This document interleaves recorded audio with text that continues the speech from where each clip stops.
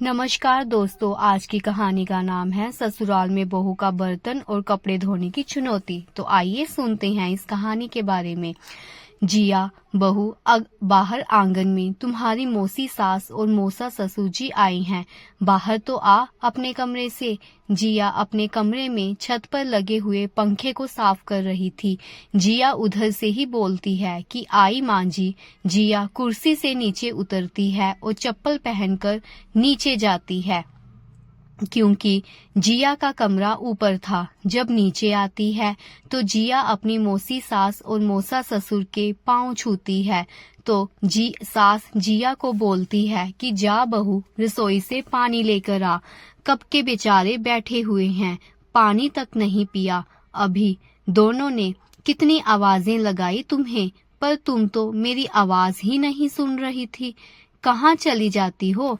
जब भी ऊपर अपने कमरे में जाती हो, उसके बाद तुम्हें कोई फिक्र ही नहीं रहता कि नीचे क्या हो रहा है। तो जिया कहती है कि माँ जी, मैं तो ऊपर का पंखा साफ कर रही थी अपने कमरे का। अब नीचे आते आते तो समय लगेगा ही ना। मौसी सास और मौसा ससुर जी सास बहू की तरफ देखने लगते हैं और कुछ नहीं बोलते। तो जिया की सास बोलती है कि चल अब बातें कम कर और पानी लेकर आ। जिया रसोई में पानी लेने चली जाती है। जब वे रसोई में जाती है तो देखती है कि सारे के सारे बर्तन ही सिंक में पड़े हुए हैं, जैसे जिया को ही आवाज लगा रहे हों कि आ जिया, हमें साफ कर दे और अपनी जगह पे पहुंचा दे। तो जिया अपने आप से ही बेचारी बोलती है कि जब भी रसोई में आती हूँ तो बर्तनों से भरा सिंक मिलता है। इन बर्तनों से पता नहीं कब छुटकारा मिलेगा मुझे। जिया की सास फिर से जिया को आवाज लगाती है और बोलती है कि बहू, पानी लेने गई हो या फिर उधर ही रह गई हो? तो जिया कहती है कि माँ जी, चाय बनानी है कि नहीं? तो सास बोलती है कि अरे, ये भी क्या पूछने की बात हुई, अपने ही घर के लोग हैं, पहले पानी तो लेकर आओ। जिया पानी के 2 गिलास ट्रे में रखकर ले जाती है। पानी देकर फिर रसोई में आ जाती है और चाय गैस पर बनाने के लिए रख देती है। सास रसोई में आती है और बोलती है कि जिया, तुम्हें अकल कब आएगी, या तुम फिर जानबूझकर करती हो ऐसे काम? तो जिया कहती है कि माँ जी, अब क्या हो गया, अब क्या गलत कर दिया मैंने जो आप मुझ पर इतनी भड़क सी रही हो? तो सास बोलती है कि बहू, तुम्हें इतनी भी तमीज नहीं है कि मैं भी उनके पास बैठी हुई हूँ और पानी के गिलास तुम 2 लेकर गई हो, मैं भी तो वहीं पर थी ना। जिया कुछ नहीं बोलती और चाय बनाने लग जाती है। सास दोबारा अपने बहन बहनोई के पास जाकर बैठ जाती है। जिया चाय के 3 कप ट्रे में रखती है और बाहर ले जाती है। जब जिया चाय रखने जाती है तो सास अपनी बहन और बहनोई को बोलती है कि दीदी, तुम्हारी बहू तो बहुत अच्छी है। सबको जी जी करके बोलती है। बोलती भी ऐसे है कि जैसे उसके गले में आवाज ही ना हो। बहुत ही गुणकारी बहू है और सुंदर सुशील भी बहुत है, पढ़ी लिखी भी बहुत है। तो वे भी आगे से बोलती है कि हाँ बहना, मेरी बहू है ही इतनी गुणकारी। कभी भी उसने हमारे से आंख मिलाकर कभी बात भी नहीं की। हाँ दीदी, ऐसी बहुएं मिलनी तो बहुत ही बड़ी बात है। जिया ये सब बातें सुन रही होती है और बोलती है कि मेरी सास ने तो कभी भी मेरी तारीफ की ही नहीं, और ऊपर से पूरा दिन काम भी करती रहती हूँ, जी जी करके भी बोलती हूँ, फिर भी कोई कद्र नहीं है। उसके बाद जिया रसोई में जाती है और सिंक में पड़े बर्तनों का ढेर धोने लग पड़ती है और बोलती है कि जिंदगी तो शादी से पहले ही की थी, अब क्या मजा जिंदगी का। बर्तनों को धोकर वे बाथरूम में देखती है कि कपड़े भी बहुत ही हो गए हैं धोने वाले। जैसे ही वे वॉशिंग मशीन लगाने लगती है कि सास फिर से आ जाती है और बोलती है कि बहू, मेरे कपड़े सारे रंग वाले हैं, इन सब कपड़ों से रंग निकलता है। अगर मशीन में धोए तो मेरे सारे कपड़े खराब हो जाएंगे। ऐसा कर, सारे कपड़े ही तू हाथ से धो ले। वैसे भी मशीन में कपड़े धोने से कपड़े खराब हो जाते हैं और पहले जैसे भी नहीं रहते और ना ही इनकी चमक रहती है, चमक भी गायब हो जाती है। इतने में जिया की जेठानी भी अपने बच्चों के साथ मायके से लौट आती है। जिया बोलती है कि पहले तो मौसी जी और आए थे, अब जेठानी जी भी आ गई हैं। जिया अपनी जेठानी को बोलती है कि आ गई दीदी आप तो। जेठानी कहती है कि जिया मुझे एक कप चाय का बना दे, बहुत सिर में दर्द हो रहा है। तो जिया कहती है कि ठीक है दीदी, अभी बना देती हूँ मैं। तो जेठानी का लड़का बोलता है कि चाची मुझे मैगी बना दीजिए। तो जिया कहती है कि अभी बनाकर लाई मैं। जिया रसोई में जाती है और जेठानी के लिए चाय बनाती है और उसके बच्चे के लिए मैगी बनाकर देती है। फिर जिया की जेठानी बोलती है कि जिया कपड़े धो रही थी तुम क्या?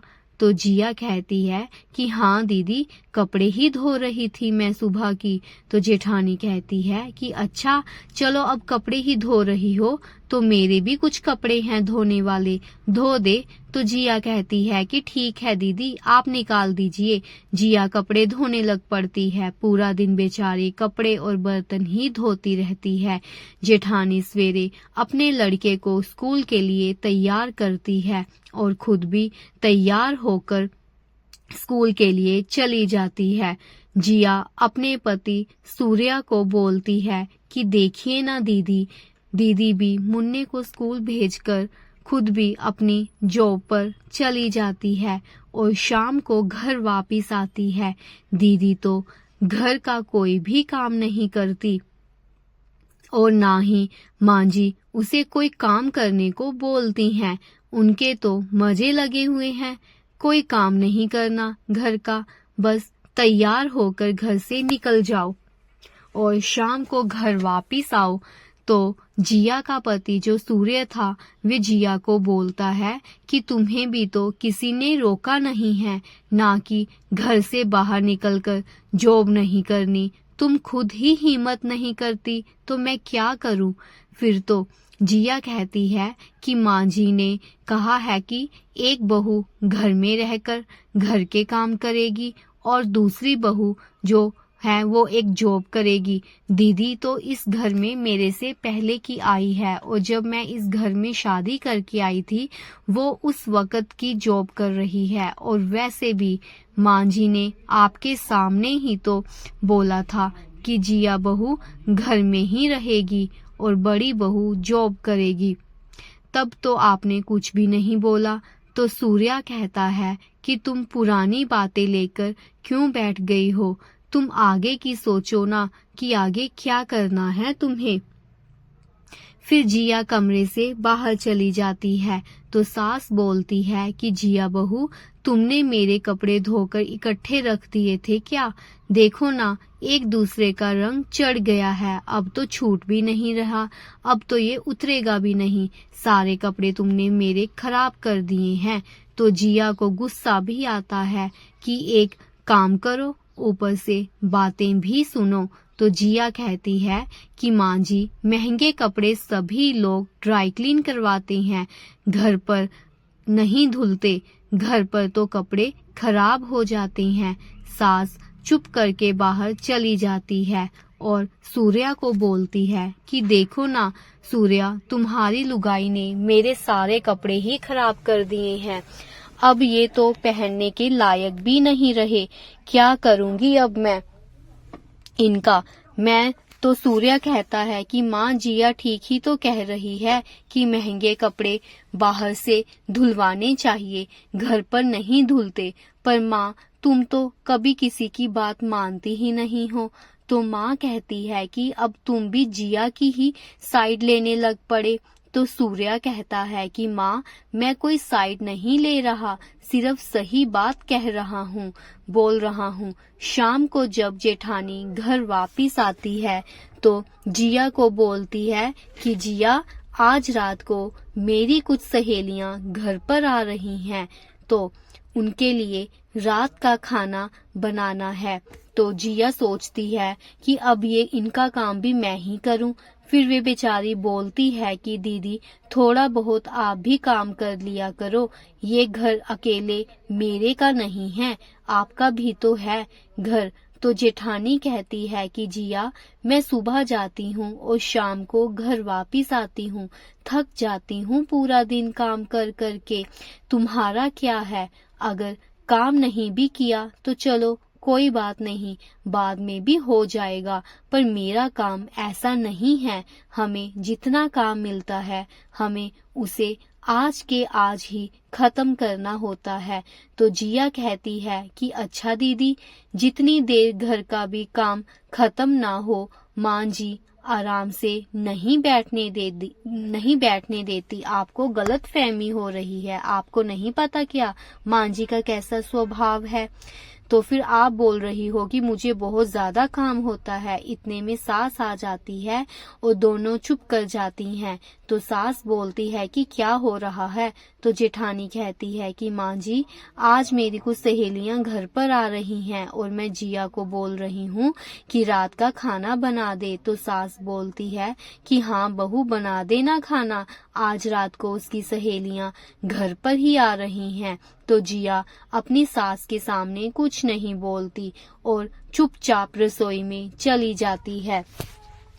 सास कहती है कि आज तो बिना बोले ही चली गई जिया बहू, कुछ नहीं तो कुछ ना कुछ तो मुझे सुनाकर ही जाती है। फिर जिया रसोई में चली जाती है और खाना बनाने लग पड़ती है। इतने में जेठानी बाहर बरामदे से ही बोलती है कि जिया, मटर पनीर और गोभी की सब्जी बनानी है। तो जिया कुछ नहीं बोलती और चुपचाप खाना बनाने लग पड़ती है। जब उसकी सहेलियां आती हैं तो जेठानी जिया को बोलती है कि जिया, मेरी सहेलियां आई हैं, चाय पानी लेकर आओ। तो जिया कहती है कि कैसे मेरे ऊपर हुक्म चला रही है, जैसे मैं इसकी नौकरानी हूँ। फिर जिया पानी लेकर आती है तो सारी सहेलियां कहती हैं कि मीनू, ये तुम्हारी मेड है क्या? तो जेठानी कहती है कि नहीं, ये तो मेरी देवरानी है। तो जिया कहती है कि मुझे मेड क्यों बोला? तो मीनू की सहेलियां बोलती हैं कि सॉरी, हमसे गलती हो गई, हमें नहीं पता था कि आप इस घर की बहू हो। जिया को गुस्सा आता है और वे रसोई में चली जाती है। सास बोलती है कि क्या हुआ, अगर उन्होंने तुम्हें नौकरानी कह दिया तो तुम नौकरानी बन गई हो क्या इस घर की? तो जिया कहती है कि माँ जी, घर की सारी जिम्मेदारी मेरे सिर के ऊपर है क्या? जेठानी जी की कोई जिम्मेदारी नहीं है क्या? तो सास बोलती है कि बहू, वे जॉब करती है और पूरा दिन ही बाहर रहती है, और मैंने तुम्हें ये पहले भी बात कही थी जब तुम्हारी शादी हुई थी कि एक बहू घर का काम करेगी और दूसरी बहू जॉब करेगी, पर लगता है तुम्हें ये बात समझ नहीं आई, पर घर तो तुम्हें ही संभालना है। जिया बोलती है कि माँ जी, अब बस हो गया, अब घर का काम बराबर बराबर होगा, मैं अपने काम करूंगी और जेठानी जी अपना काम करेंगी। मैं थक गई हूँ सारा दिन काम करते करते, पर अब तो बस हो गई है। सास बोलती है कि चल आज का काम संभाल ले, कल से कर लेना आधा हिस्सा काम का। फिर जिया जेठानी की सहेलियों का खाना बनाती है और बाहर परोस भी देती है। जब उसकी सहेलियां चली जाती हैं तो जिया कहती है कि दीदी, कल से घर के काम आधे आधे होंगे, आप अपने हिस्से का काम करके जाएंगी और मैं अपने काम करूंगी। जेठानी चुप करके जिया की बातें सुन रही होती है और कुछ नहीं बोलती।